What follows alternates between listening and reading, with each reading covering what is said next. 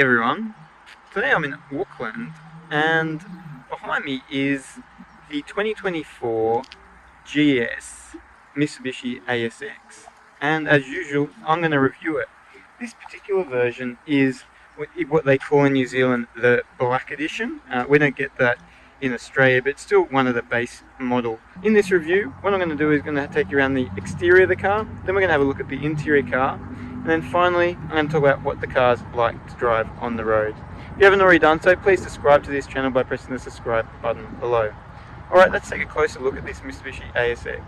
From the exterior of the Mitsubishi ASX, it hasn't really changed too much over the years.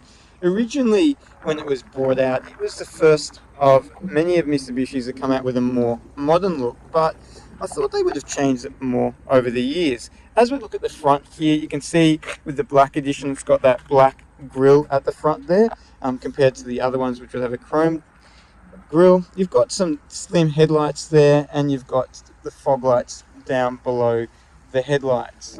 There's a bit of lines on the bonnet here to give it a bit more shade, but besides that, nothing too fancy. As we take you around the side of the car here, you can see it's got these black rims as part of the Black Edition. Those wheels are 18-inch, and the rubber on that is 225 wide and 55 profile. As you come around the side of the car, there's a few lines on the car. You've got some black roof rails there, and we come around the rear of the car. Rear hasn't changed too much over the years, and the headlights there are looking pretty similar to the previous model of the ASX there. You've got a bit of a rear diffuser here on the rear, and you can see someone who's been driving this has dented the rear there, which wasn't me. No visible exhaust here. You can see if you look very closely, it does have an real exhaust under there. Alright, that's the exterior. In the interior here, the first thing I notice is it looks a bit outdated. This is a 2024 model, and hopping in here, it kind of more looks like a 2016, maybe 2018 model. The infotainment system here, this is an 8-inch infotainment system. Clarity's not that great on it, and there's not too much to it. You do get Apple CarPlay, but it's not wireless. You have to actually plug it in, and you do get Android Auto, but other than that, there's not much else that you get. If we take you for a further look around the cabin, it doesn't have climate control. It's just got your regular air conditioning there.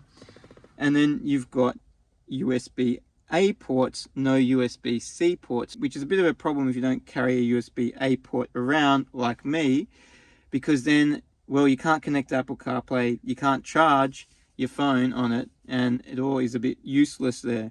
So I'm not sure why they didn't decide to put at least one USB-C port next to the USB-A port, saying it is 2024, and you've got no wireless charging, so you can't even use wireless charging.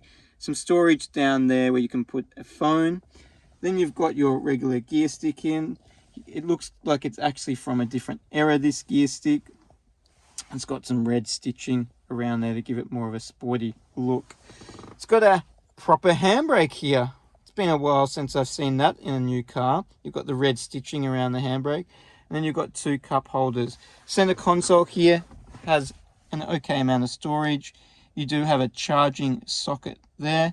It does feel a bit wobbly and cheap, to be honest. The lid of the center console. As we look further around the cabin, the seats here are a mix of leather and upholstery, and they've got that red stitching on it. They tuck you in reasonably well, and they're pretty comfortable. The materials they've used in the cabin, a bit cheap. It's a bit soft, that plastic, but I think it looks a bit cheap. There's no clarity in here to sort of mix it up there. It's all just black plastic there with a bit of a chrome there, but I think that chrome looks cheap. You've got some black plastics here, which Mitsubishi are famous for, and you can see that black plastic again on the steering wheel, which also looks like it's not a 2024 steering wheel. You've got various options there. Control your volume and your cruise control. As we look at the dials here, they're analog dials. So again, they've gone for older style here. No virtual cockpit. You'd think they would put at least a virtual cockpit in here to make it look more modern. And then a small little trip computer there. You do have a start-stop button, so you actually don't need a key to start this. That's the front. We'll take you around the rear. In the rear of the car here, and it gives you enough room as a rear passenger. That seat isn't all the way back, but it's pretty much 3/4 of the way back. I'm not touching the seat in front of me, so it would be reasonably comfortable for 2 adults. There's no rear air conditioning ducts or any USB ports in the rear. You will get some with the higher model of the ASX, such as the Exceed. You've got one map holder pocket on the passenger seat, none on the driver's seat, and the seats in here, again, they've got that mix of leather and upholstery with some red stitching in here. It's got 2 cup holders here that you can use if you fold down that middle seat, and the drivetrain doesn't come up too much, so if you wanted to squeeze 3 adults in, you should without too much issues. In terms of headroom, it's not bad. I've got a reasonable amount of headroom, so tall passengers should still feel reasonably comfortable. You've got some storage pockets here, but not any down there, which is a bit strange. So if you had a cup or a water bottle that you wanted to store, then that wouldn't be possible in the rear. Boot space in the rear here is reasonably generous for its class, 393 litres. Not top of its class, but one of the more generous boots in its class. You've got some storage space. I actually found someone's mobile just now in the back there, so I'm not sure if that's someone who's rented this car previously, but I'll need to tell the rental company about that. So some storage pockets, and then you've got a spare tyre in there. It looks like a reasonable size. It's still not the proper size, but it's still big enough. And then you've got a bit of storage that you could squeeze stuff if you really got desperate around that spare tyre. So there's no charging ports in here.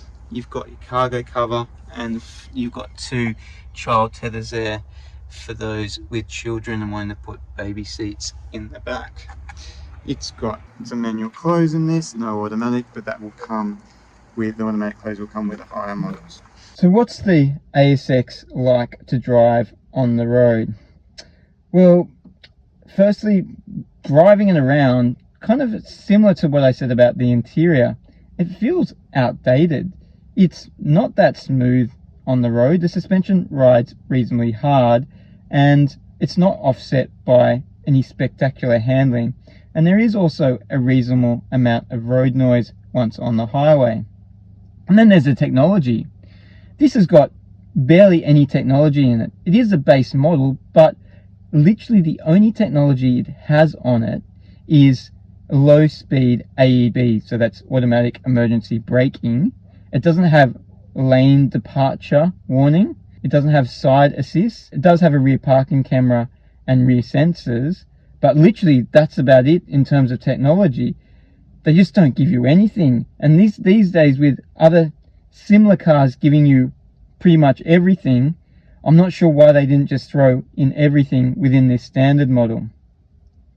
Visibility around the car is pretty good. The only issue would be that 3/4 panel, but that's usual on hatchbacks and little SUVs, and it's no worse than any other car that's similar to this.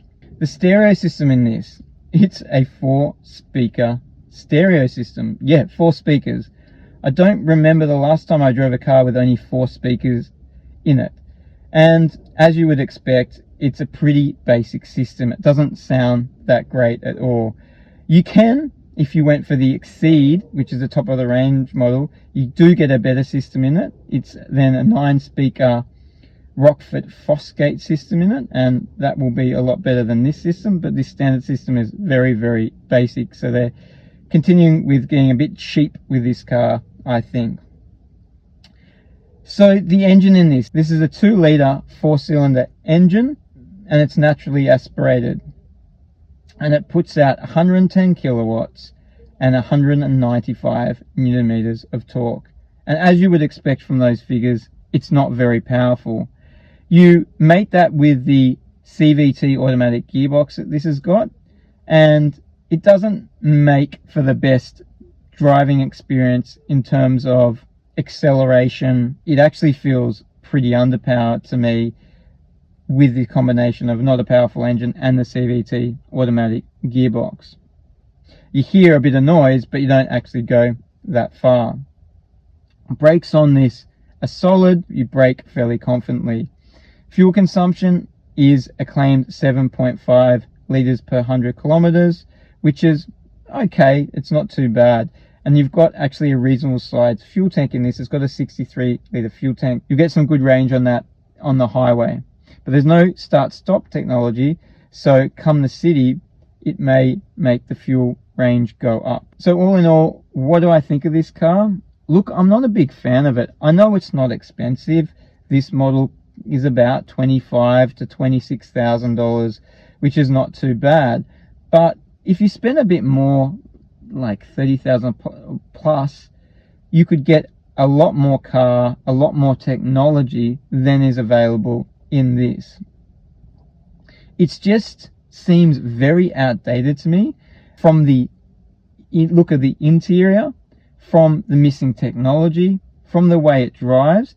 It just shows the outdated platform of this car, and it really needs a complete overhaul, I think. So would I recommend to buy this?